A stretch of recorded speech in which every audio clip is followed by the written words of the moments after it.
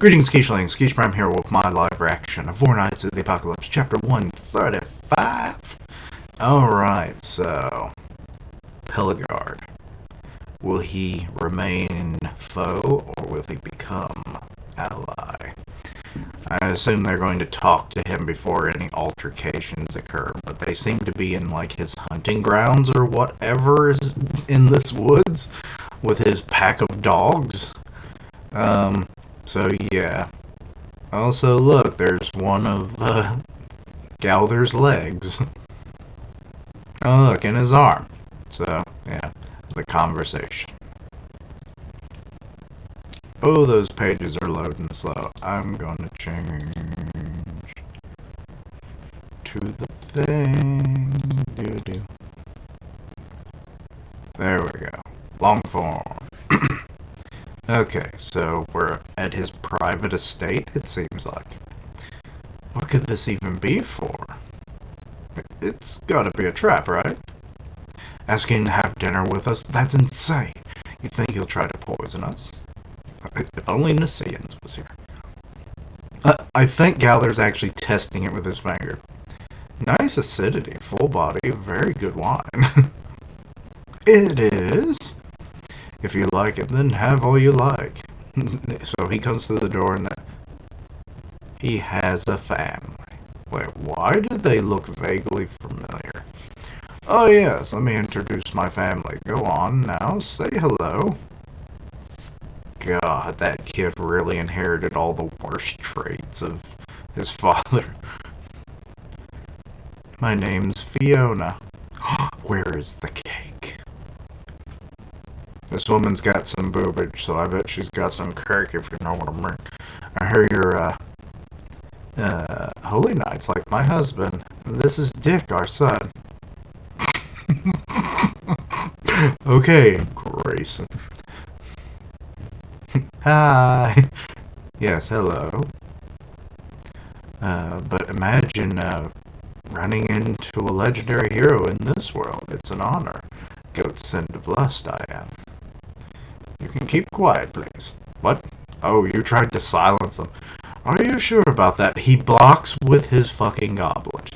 Not bad. Okay, then go ahead. I'm Peligard of the Four Evils. Holy Knight, he is not. What that name? The Black Knight. Further making it just weird. But anyway, in King Arthur's service.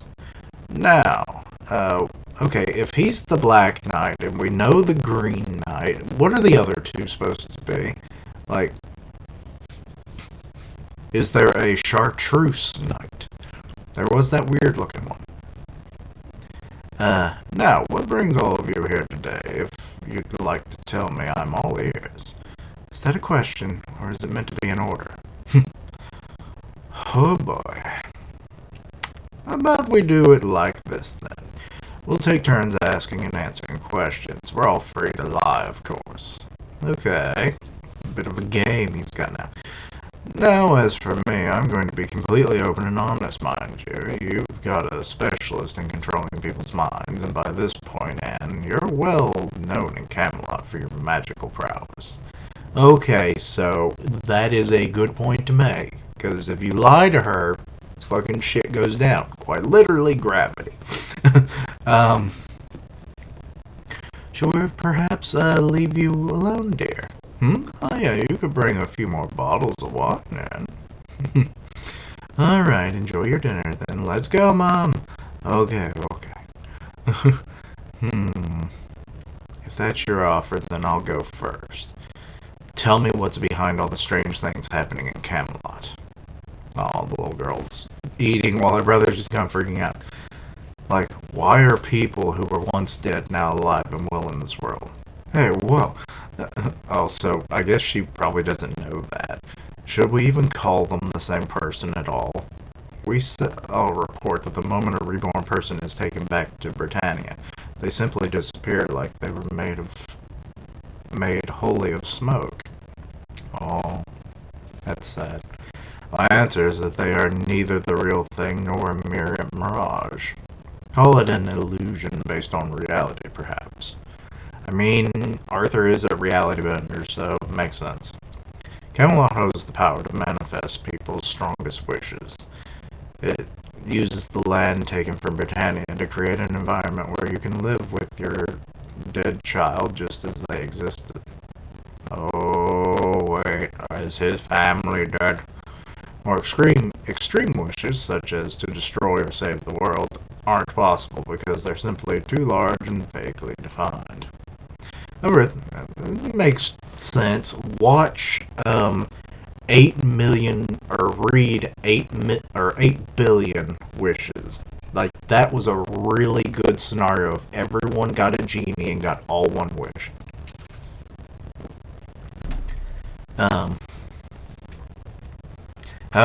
And that's kind of what makes me come to mind, because like that was one of the weird scenarios that the genies actually played out. Like instantly, a lot of people would start making wishes that would kind of cancel each other out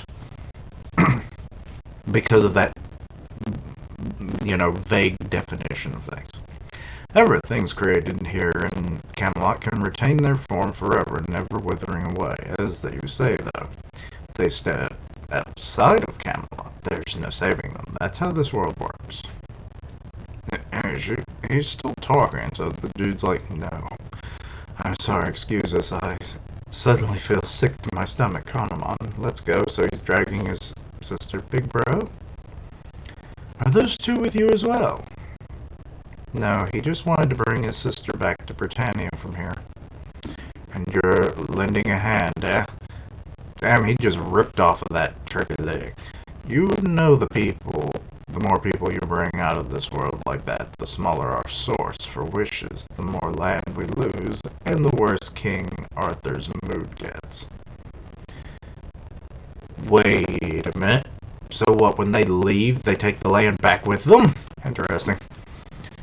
It's King Arthur's who's the cause of all this, isn't it? You have the right to criticize it. You have no right to criticize us for it. I'm not criticizing at all. In fact, it's perfectly valid for you to feel that way. Honestly, I hadn't understood my king's thoughts for 10 years now. Oh. Yeah, that's even before we met you. Okay, now it's my turn. No, I think I'm up next. Okay, Gather. What? But I haven't gone yet. Are those two with you as well? That was your question. Damn, technicality to that. Haha, that's your game, man. Well, excellent. Throw another question at me, then. Here goes, Peligard. Are you... Wait, Gather. Can you let me ask instead? Very well. We'll grant a more reliable answer that way. Peligard, are you our enemy or our ally? Because I sense no hostility, no murderous intent from you at all. Oh, I see. Well then, how about I answer you like this? I am your ally, yes, but I'm also your enemy. I'm Switchblade. Sometimes you get the edge, sometimes you don't. Percival said it too, didn't he? He said you weren't a bad guy, but if not, why are you so duty-bound to King Arthur? Ah, oh, he's looking at his children. Or, well, his wife and child. It's them is the reason, isn't it? At the age of 4, my son Dick died after falling off a horse. Damn. I was teaching him how to ride like a knight, and then he went. Good night. If he was alive, he'd be about as old as you are by now. So you serve Arthur to keep your son safe, then? Not that, no. Wait, what about your wife, then? You didn't mention your wife, so is that actually her? I fully accepted the death of my son. What you see is simply an illusion crafted by Arthur. Or Camelot. Well, technically Arthur. His real soul is safely resting in heaven, I'm sure. I've dreamed it many times, though, of course. Riding with my grown son, teaching him my blade skills, sharing a drink. Just those silly kinds of things. But if you're that over it, then who even wants to have your son there? Well, who else else could it be? It's Fiona. She never got over her baby boy. My wife wished she could spend an eternity with our son. He truly means everything to her. An irreplaceable treasure. I'm just dirt. It's like, I gave a seed, but she is the earth from which it bore fruit, and then it was squashed and eaten by worms. I know well enough that this world's a big mistake, but do you want me to take him from my wife? My wife? I just can't do that. Okay, so outside. Big bro, why aren't you saying anything? Does your tummy hurt? No, it's fine. Oh, look, there's the horse. It's nothing. Nothing at all. So why are you crying? It's because he knows that he can't leave Camelot or otherwise he'll lose her. It's not your fault at all. No, it's all mine. It was just so hard to lose you. So sad I couldn't believe it. So when I heard about Camelot, I ignored Mom's pleas and left home. I'm sure Mom wishes I could take you back. I know how happy she would be. Or that's what I decided. But I was wrong. I was the only one obsessing over you. So much so that I left our worried mother all alone for it. Big bro? Wait. She's turning into a spirit. Oh my god. Is she transcending back to heaven? Or is the illusion being dispelled because he's coming to terms with it? I'm sorry. I'm sure you're up in heaven right now smiling at me, so it's time to... And she's gone. Basically, he exorcised her in a bittersweet way by coming to terms with the loss. His wish no longer needs to be granted, or no longer needs to be continued to be fulfilled. Haven't any of you ever wished for it in your life? The return of a beloved friend? That's my question. You answer it for me, and they're all thinking of Percival. Of course, many times, in fact, that's how deep the sense of loss ran for us. But if we did that, it'd be pretty hard for the real him to come back, wouldn't it? Uh-oh. Wait. He doesn't know that he's actually dead. Yes, Percival is alive. Wait, so he's not dead? I mean, he was like a life spirit, so... Also, his hair apparently grew like buckets, it looks like, in the 2 years.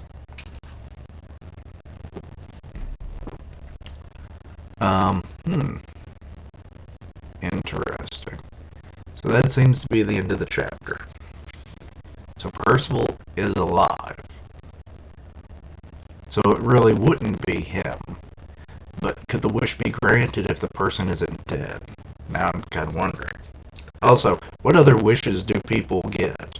Is it only lost loved ones, or is it wealth, or, the typical wish ideas? Because Camelot seems to be able to grant such wishes, but it seems like we've only ever really seen, resurrecting the dead in an illusionary sense, as it's ever, finally explained in this chapter. So, But I do like how he's living with his wife, and she's the one that wanted their son back.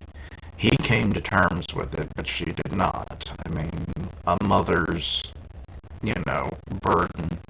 I brought this child into the world, and just to see them, die, especially at such a young age, it's like, that had to be soul-crushing for her, so that's why she is ever so happy now.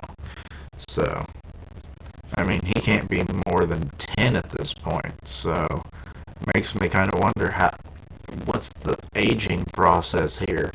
So, like, is this just, he'll be like her little boy forever? Is that why he's this age? He's, fully autonomous as a child, but still requires a mother's love and care. You know, as children do, they require their parents to do certain things for them, but they can effectively do things for themselves. They have their own mindset that allows them to make certain decisions and all that. So I'm thinking she chose this just so that, like, he would never leave her because he needs her.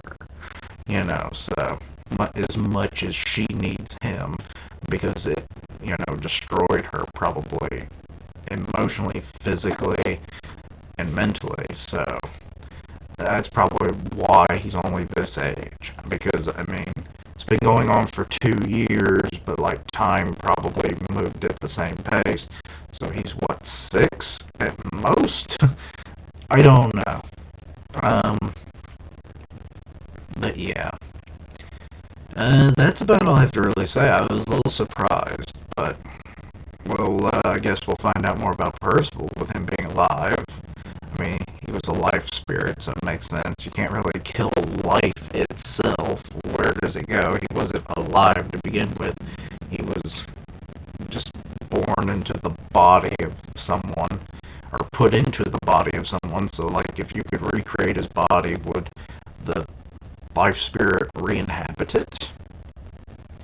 Will he take on a new physical form, or will he still have attributes that we know him to have now? Will I have to update my icon? Don't know. But anyway, yeah. Let me know your own thoughts and opinions on this. Anything I missed, misunderstood, please let me know down below. Check out my other content, see what you like, suggest things for the future. Links down below for all my social media so you can keep up with my content, which includes Kingdom, which should already be up right now. I have, I stream, what's a stream? I stream here on YouTube where I do long form reactions, gaming, random stuff, suggestions always welcome. Part of the One Punch Man podcast on Grim Reaper's channel, so go check that out. And probably, considering we're getting a chapter later this week, I would assume sometime next week will be the podcast. We're usually busy on the weekend, so anyway, yeah, that's about all. So, as always, later days. Until next time, Quichulings. Life